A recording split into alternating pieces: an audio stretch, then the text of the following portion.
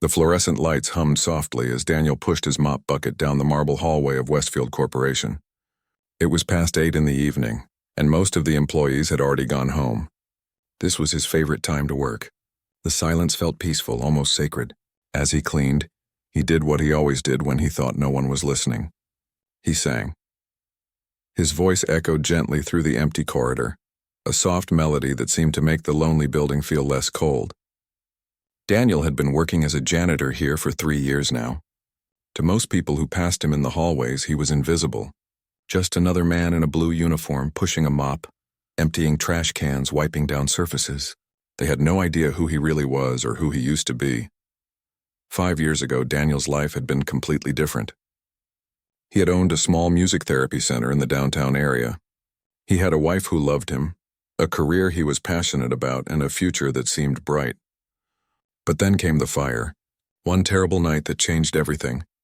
The flames took his wife, destroyed his business, and left him with nothing but memories and a guitar with a charred case. For months after the tragedy, Daniel couldn't even look at that guitar.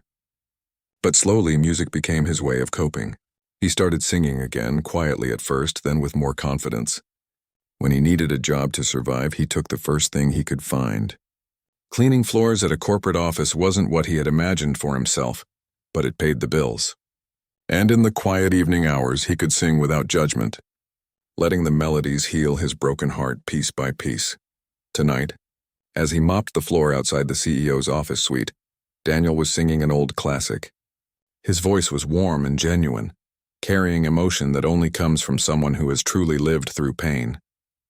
He didn't notice the small face watching him through the glass door. Inside the office, 12-year-old Lily sat at a large mahogany desk, her homework spread out in front of her. She had been trying to focus on her math problems for the past hour, but the numbers kept blurring together. Then she heard the singing. It was beautiful and sad at the same time, and something about it made her heart ache in a familiar way. Lily was the daughter of Robert Westfield, the CEO of this massive company. She spent most afternoons and evenings here in her father's office, waiting for him to finish his endless meetings. She didn't have much choice. Ever since the accident 2 years ago, everything had changed. The accident had taken her mother. Lily could still remember that rainy night, the sound of screeching tires, the way everything seemed to happen in slow motion. She had survived with barely a scratch, but her mother hadn't been so lucky. And since that night, Lily hadn't spoken a single word. At first, the doctors thought it was temporary shock. Then weeks turned into months, and months turned into years. Her father had taken her to every specialist in the city. Psychiatrists, therapists, speech coaches. They all had different theories and different treatments, but nothing worked. Lily wasn't choosing to be silent. She wanted to speak. She tried every single day. But whenever she opened her mouth to form words, it was like something inside her had frozen solid. The words were there in her mind, but they couldn't make the journey to her lips. Her father had stopped trying to understand it. He threw himself into his work instead, spending 14 hours a day at the office. Lily understood why. Work was easier than grief. Work was easier than dealing with a daughter who couldn't speak. So she came here after school every day, did her homework in silence, and waited for him to be ready to go home. But tonight was different. Tonight she heard the singing. Lily looked up from her homework and saw the janitor outside in the hallway. He was an older man, maybe in his 50s, with gray hair and kind eyes. She had seen him before many times, but had never really noticed him. Now she watched as he sang while he worked, his voice full of something she recognized. Sadness, loneliness, but also hope. Without thinking, Lily started to hum along. It was so quiet that she could barely hear it herself. Just a soft vibration in her throat, matching the melody of his song. But it was there. It was real. And for the first time in 2 years, Lily felt something crack open inside her chest. Daniel finished his verse and glanced toward the office window. His eyes met Lily's and he paused mid-motion, his mop dripping water onto the floor. The young girl was looking right at him with wide eyes, and unless he was imagining it, she had been humming. His heart skipped a beat. He had seen this girl before, of course. Everyone who worked in the building knew she was the CEO's daughter. There were whispers about her, about how she didn't talk, about the tragedy that had struck their family. But Daniel had never paid much attention to office gossip. Now looking at her face, he saw something that the expensive doctors probably missed. He saw a child who wasn't broken. Just stuck. Daniel offered her a small, gentle smile. Not pitying or curious, just kind. Then he did something unexpected. He continued his song, but this time he sang it for her. His voice became softer, more intentional. He wasn't just singing to fill the silence anymore. He was singing to reach her. Lily's eyes filled with tears, but they weren't sad tears. They were the kind of tears that come when someone finally understands you without you having to explain. She pressed her hand against the glass window, and Daniel nodded at her like they had just made some kind of unspoken agreement. When her father finally emerged from his back office an hour later, Robert barely glanced at Daniel. He was too busy checking his phone, already thinking about tomorrow's meetings and the upcoming merger that would make or break his company. He called for Lily to pack up her things, and she did, but not before looking back one more time at the janitor in the hallway. Daniel watched them leave, the powerful CEO and his silent daughter, and something stirred in his heart. It was a familiar feeling, the same feeling he used to get at his music therapy center when he knew he could help someone. He had walked away from that life, convinced he had nothing left to offer the world, but maybe he had been wrong. That night, as Daniel rode the bus back to his small apartment, he couldn't stop thinking about the girl. He had spent 3 years invisible in this building, content to stay in the background, nursing his grief in private. But something had shifted. For the first time since the fire, Daniel felt like maybe there was a reason he had ended up here. Maybe his suffering hadn't been meaningless. Maybe it had prepared him for exactly this moment. He didn't have a plan yet. He was just a janitor, and she was the daughter of one of the most powerful men in the city. But Daniel had learned something important from his years of loss. Sometimes the most powerful thing you can do is simply show up and pay attention. Sometimes being present is enough to change everything. As the bus pulled up to his stop, Daniel made a decision. Tomorrow evening he would be there again, mopping that same hallway. And he would sing. And maybe, just maybe, that would be enough to start something neither of them could imagine yet. The next evening, Daniel arrived at work with a strange feeling in his chest. It was something between nervousness and excitement. Emotions he hadn't felt in years. He went through his usual routine, cleaning the lobby, emptying the trash bins on the lower floors. But his mind kept wandering to that moment from the night before. The girl at the window, the humming, the connection. When he finally reached the executive floor, his heart was beating faster than normal. He tried to tell himself he was being ridiculous. She probably wouldn't even be there. And even if she was, last night might have been a fluke. Maybe he had imagined the whole thing. But as he approached the CEO's office suite with his cleaning cart, he saw her. Lily was sitting at the same desk, books spread out in front of her, but she wasn't looking at them. She was looking at the door, waiting. When she saw Daniel, her face lit up in a way that made his throat tight. Daniel set up his supplies and began mopping the hallway, just like he always did. But this time he started singing a little earlier, a little louder. He chose a gentle song, something soft and hopeful. Within seconds, he heard it. That same quiet humming from inside the office. This became their routine. Every evening for the next 2 weeks, Daniel would arrive at the executive floor around the same time. He would clean and he would sing, and Lily would hum along from behind the glass. Sometimes she would stand closer to the window. Sometimes she would smile. Once she even placed her hand flat against the glass in a small wave. They never spoke. They didn't need to. The music said everything. Daniel started varying his song choices, watching to see which ones made her eyes brighten. She seemed to love the old classics, the kind of songs that parents sang to their children at bedtime. Each time she responded to a melody, Daniel felt something healing inside himself too. He had forgotten what it felt like to help someone, to matter to someone. For 3 years he had been going through the motions of living, but now he felt alive again. Robert Westfield noticed the change in his daughter, but he didn't understand it. Lily seemed happier lately.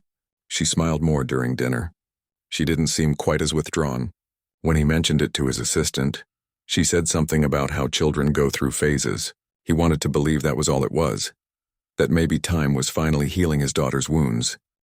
He was too busy to look deeper. The merger he had been working on for months was entering its final stages. If everything went according to plan, Westfield Corporation would double in size. but it required his complete attention. 14-hour workdays had become 16-hour workdays. He told himself he was doing it for Lily, to secure her future. But the truth was, work was the only place where he felt in control. One evening, Daniel arrived to find Lily standing right by the door waiting for him. She had a piece of paper pressed against the glass. On it, she had written in careful handwriting, "Thank you for the songs." Daniel felt his eyes burn with tears. He nodded at her and mouthed, "You're welcome." Then he reached into his pocket and pulled out a small notepad he had started carrying.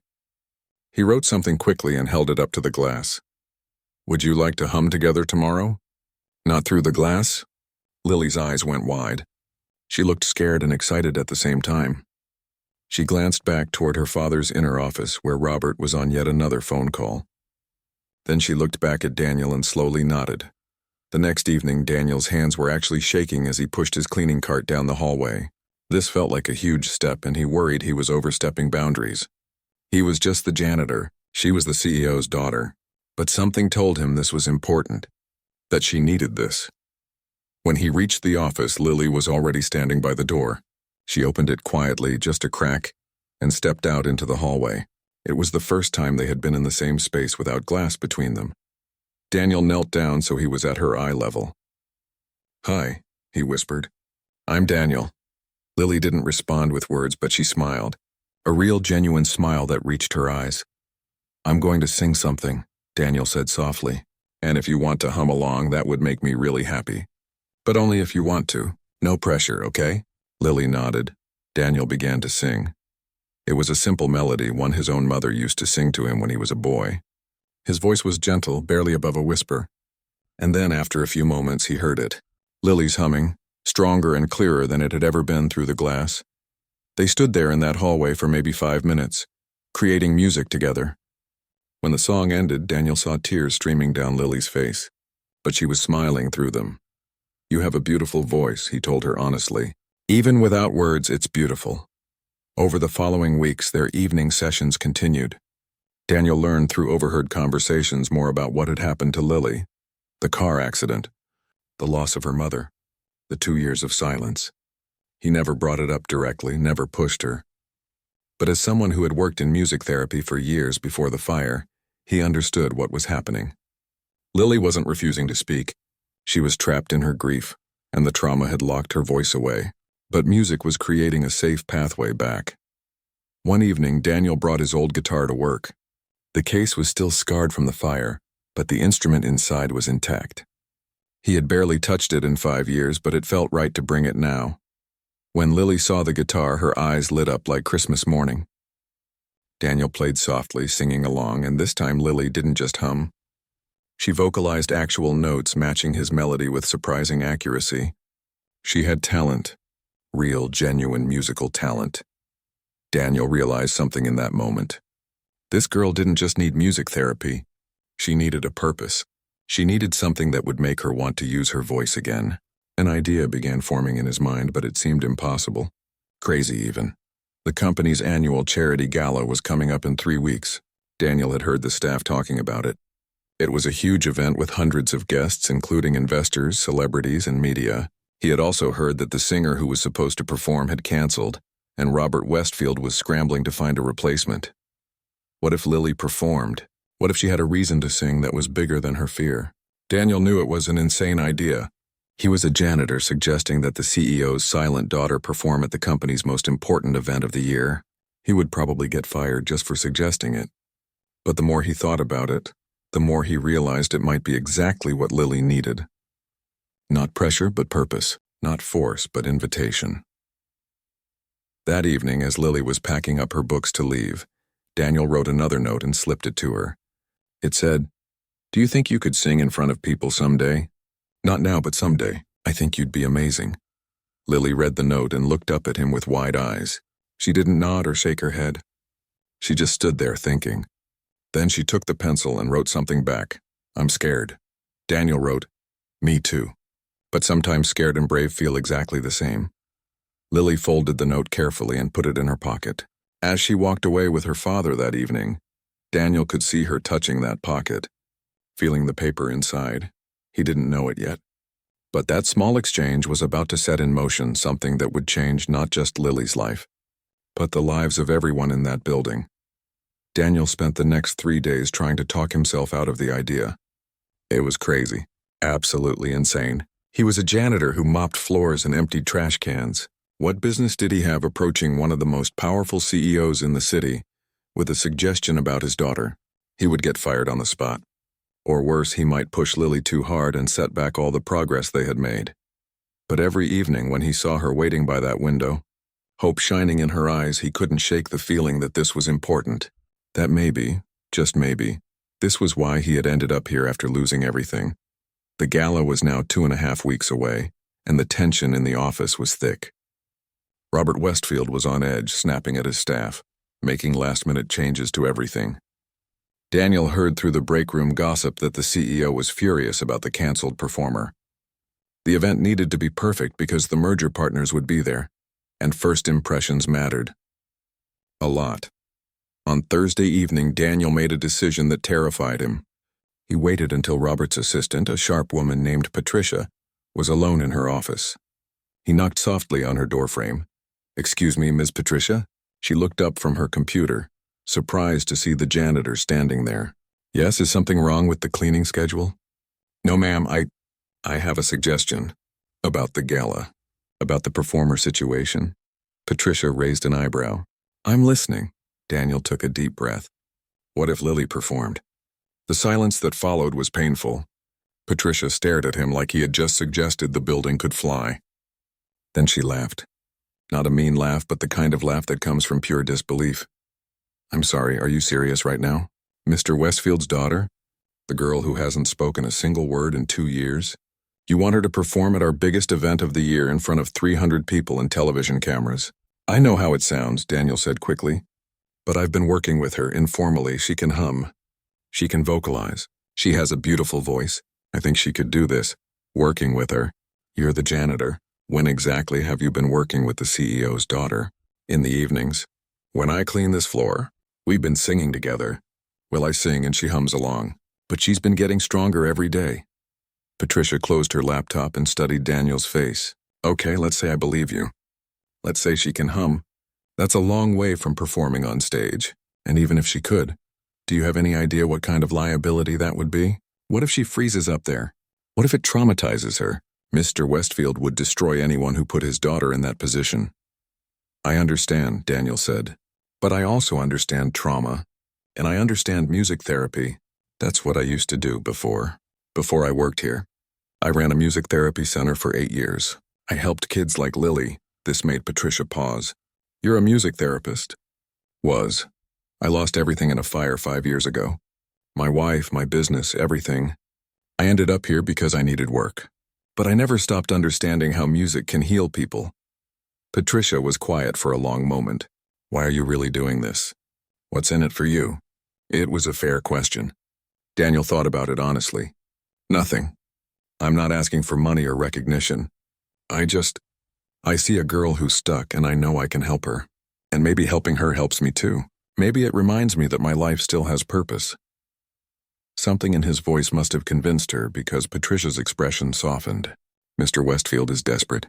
He's been calling every performer in a 3-state radius. But I'm not going to be the one to suggest this to him. If you want to pitch this insane idea, you'll have to do it yourself. I'll get you 5 minutes with him tomorrow afternoon. But Daniel, if this goes badly, you're on your own." Daniel didn't sleep that night.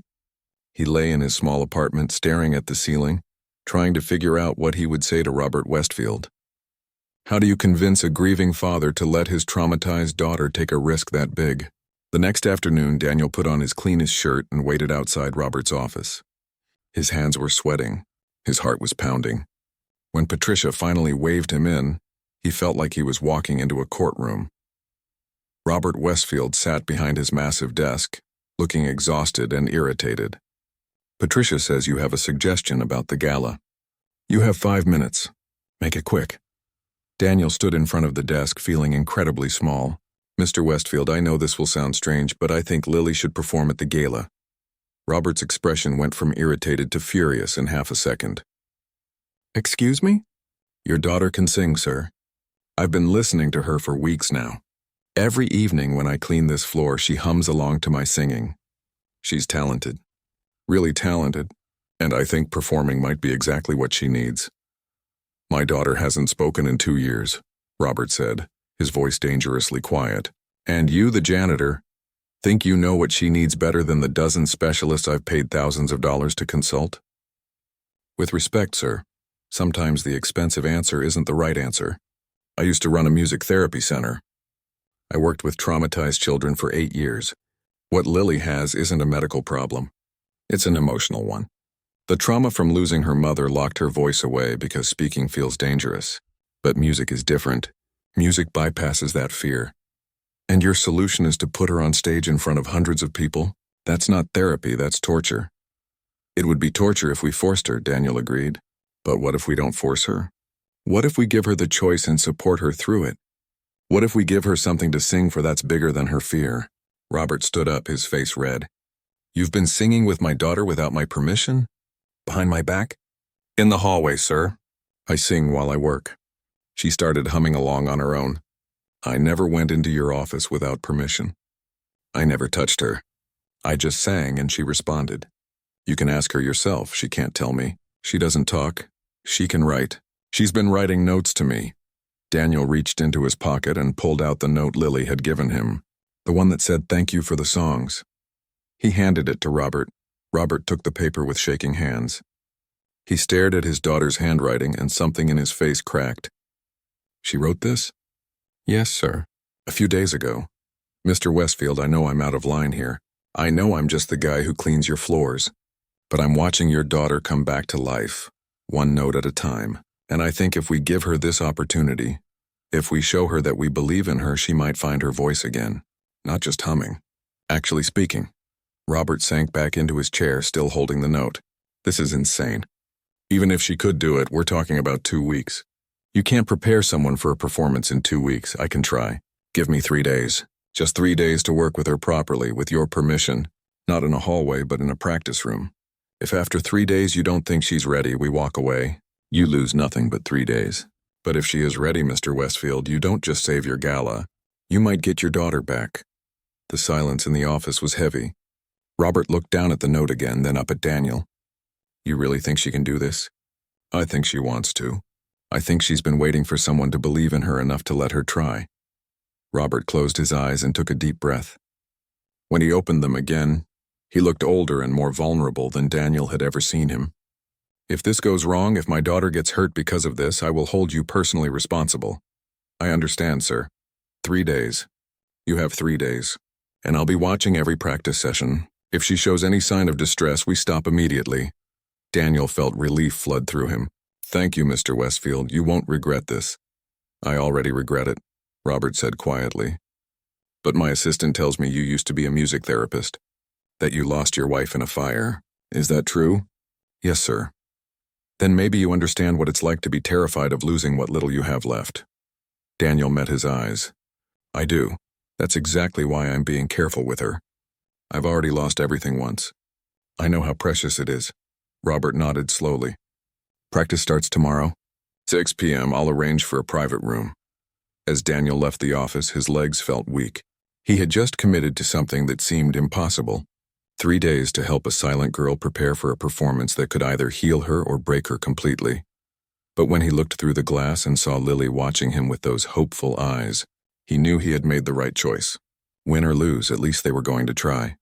The practice room was small and plain, with cream-colored walls and a single window that overlooked the city. Daniel arrived early on that first day, carrying his fire-scarred guitar case and a notebook full of ideas he had stayed up all night writing. His stomach was twisted in knots. 3 days suddenly seemed like no time at all. When the door opened, Lily walked in holding her father's hand. She looked tiny and scared. Robert looked even more scared than she did. Behind them stood Patricia, who had insisted on being present for every session as a witness. Hi, Lily, Daniel said gently, kneeling down to her level. Are you ready to make some music together? Lily glanced at her father, then back at Daniel. She nodded, but her eyes were full of doubt. Daniel had thought carefully about how to approach this. He knew that pushing too hard would shut her down completely. So he didn't start with singing at all. He started with trust. You know what? he said, settling onto the floor cross-legged. Before we do anything else, I want to tell you a story. Is that okay? Lily sat down across from him. Robert moved to stand against the wall, his arms crossed, watching every movement. 5 years ago, Daniel began, I had a wife named Catherine. She was the kindest person I ever knew. We ran a music therapy center together, helping kids who were going through hard things.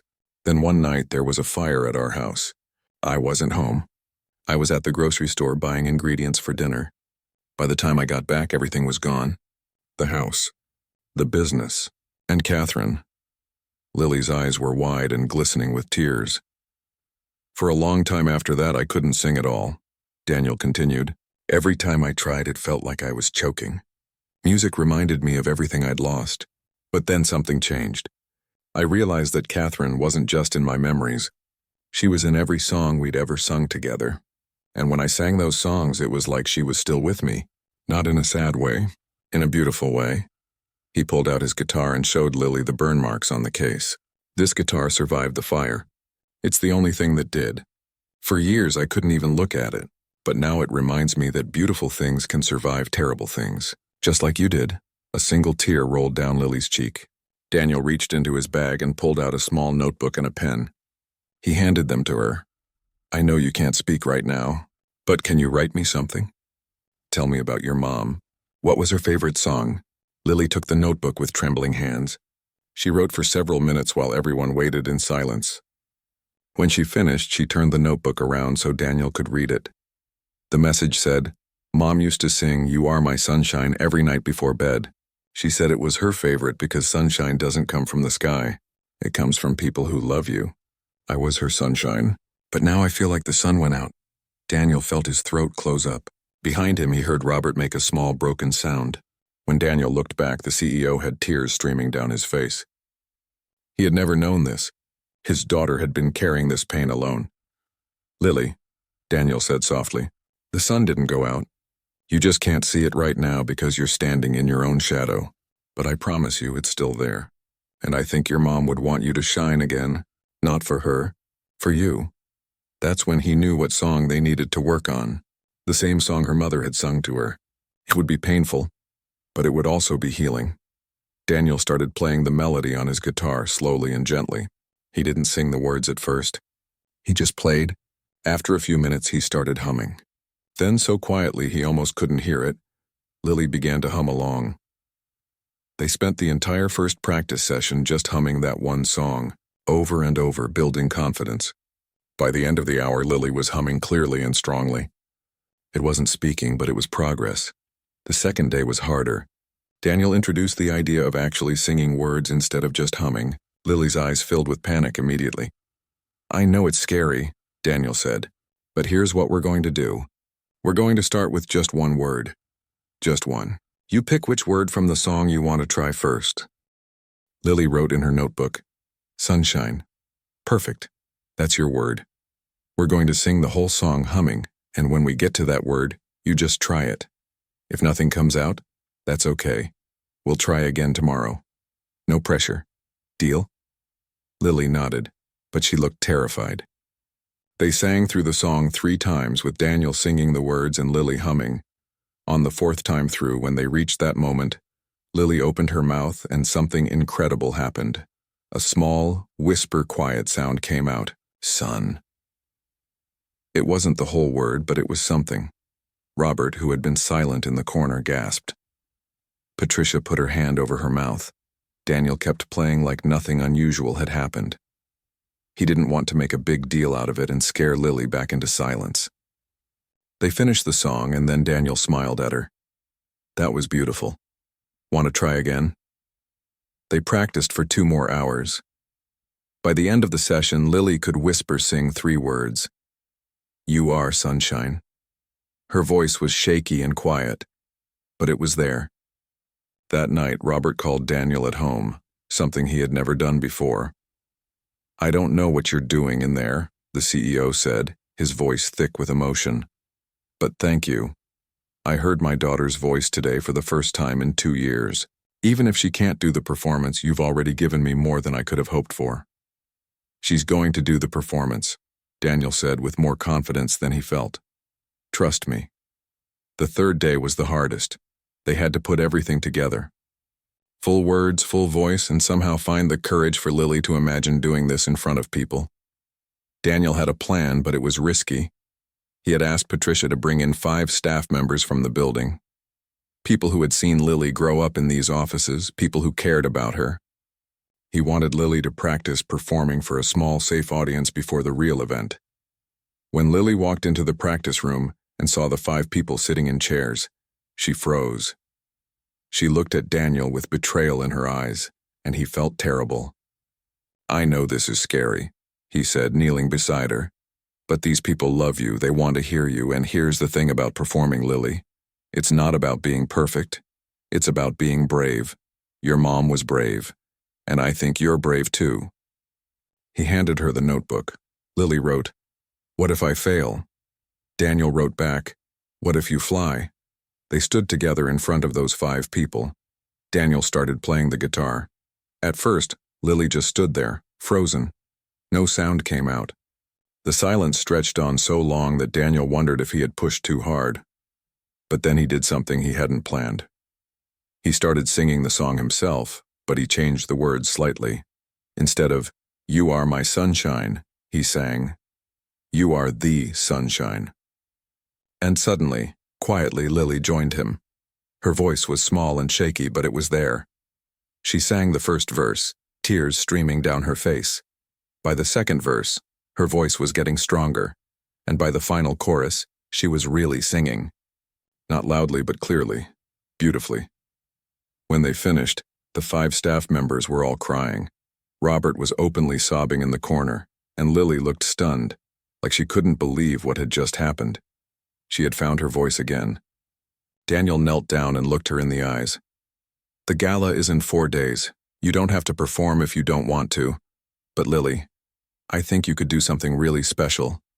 I think you could show everyone that broken things can heal." "What do you think?" Lily picked up the notebook and wrote just 2 words. "I'm ready." But Daniel had a secret plan he hadn't told anyone yet. A plan that went deeper than just helping Lily sing. A plan that would change everything. The night of the gala arrived faster than anyone expected. The grand ballroom of the Riverside Hotel was transformed into something magical, with crystal chandeliers casting warm light over tables decorated with white roses and gold accents.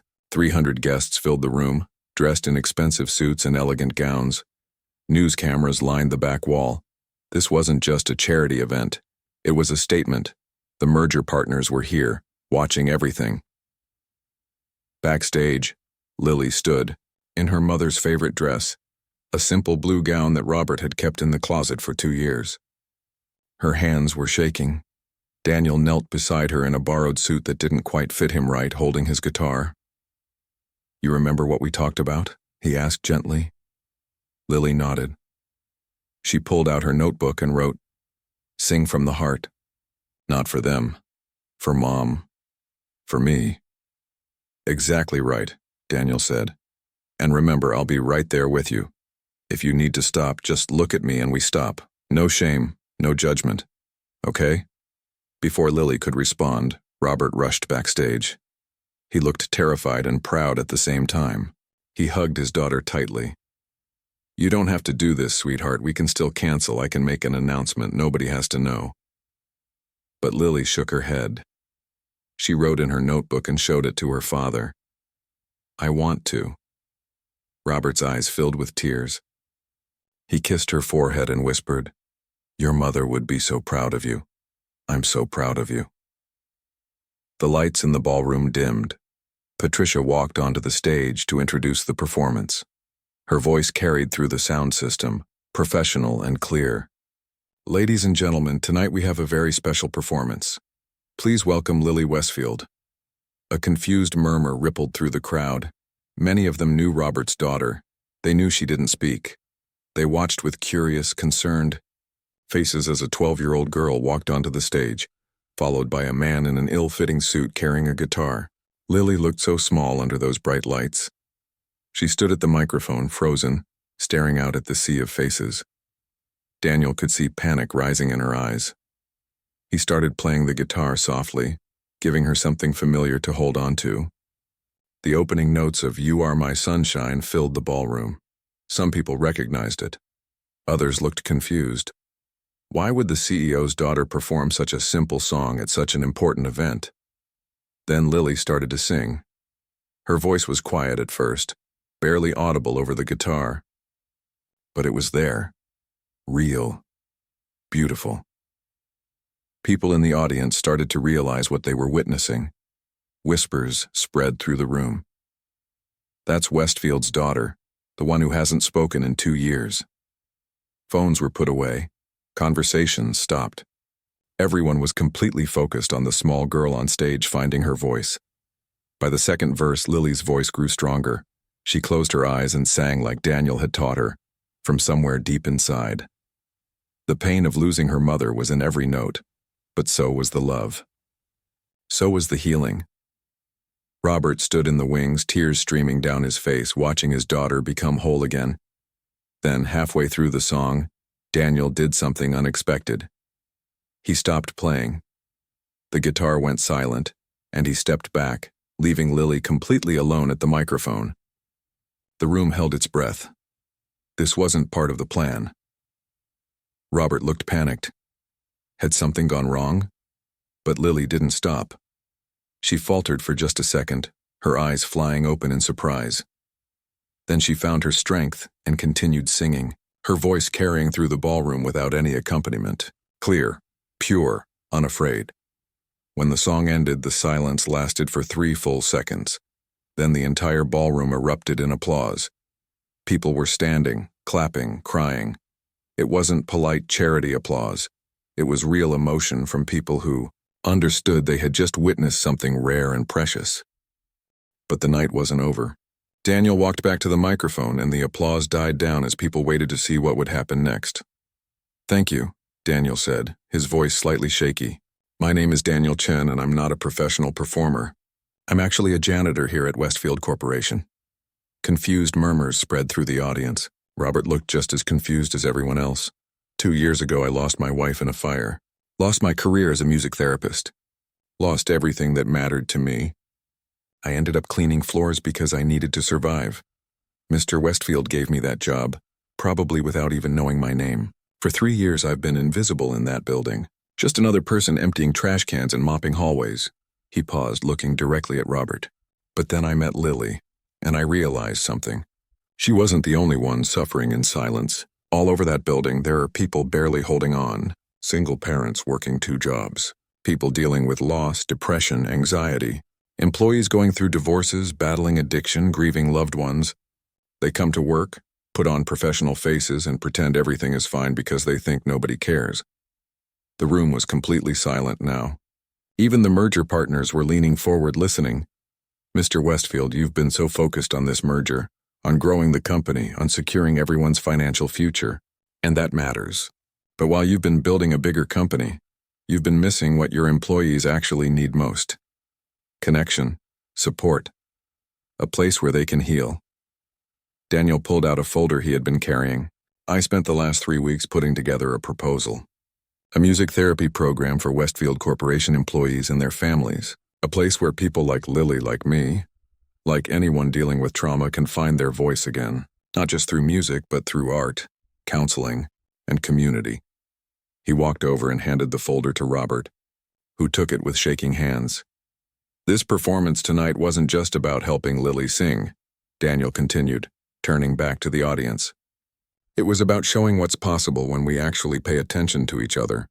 When we see the janitor as a person, not just someone who cleans. When we remember that the CEO's daughter is a human being with feelings, not just a silent girl to feel sorry for." Now Daniel spoke directly to the merger partners sitting at the front tables. "You came here tonight to evaluate this company, to see if Westfield Corporation is worth investing in. I want you to consider this. What makes a company truly valuable? Is it just profit margins and growth projections? Or is it how it treats its people? Is it the culture it creates?" One of the merger partners, an older woman with silver hair, was wiping tears from her eyes. Lily found her voice again because someone paid attention. Someone cared. Imagine what could happen if that became standard practice. Imagine a company where every employee felt valued, supported, and seen. Daniel walked back to Lily, who was watching him with wide eyes. I didn't just ask Lily to sing to save your gala, Mr. Westfield. I asked her to sing to teach you something. To teach all of us something.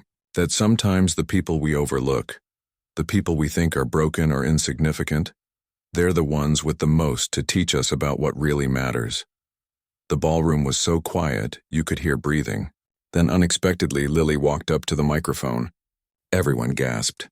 She was going to speak. My dad is a good man, Lily said, her voice clear and steady now. But Daniel is right. After Mom died, Dad buried himself in work. He thought providing for me financially was the same as being there for me. It's not. I didn't need a bigger house or better therapists. I needed my dad to stop and really see me. She turned to her father. I love you, Daddy, and I'm not mad at you. But I want you to know that Daniel gave me something you couldn't. He gave me his time, his attention, his belief that I could heal. He had nothing to gain from it. He just cared. Robert walked onto the stage, pulled his daughter into his arms, and sobbed. Years of grief, guilt, and relief poured out of him in front of 300 people, and he didn't care who saw. The merger partner with silver hair stood up. Mr. Westfield, I came here tonight prepared to offer you a standard business deal. But what I've witnessed has changed my perspective entirely.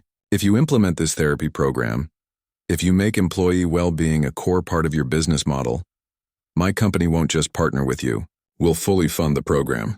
Consider it our investment in a company that understands what truly matters. 6 months later, Westfield Corporation had transformed.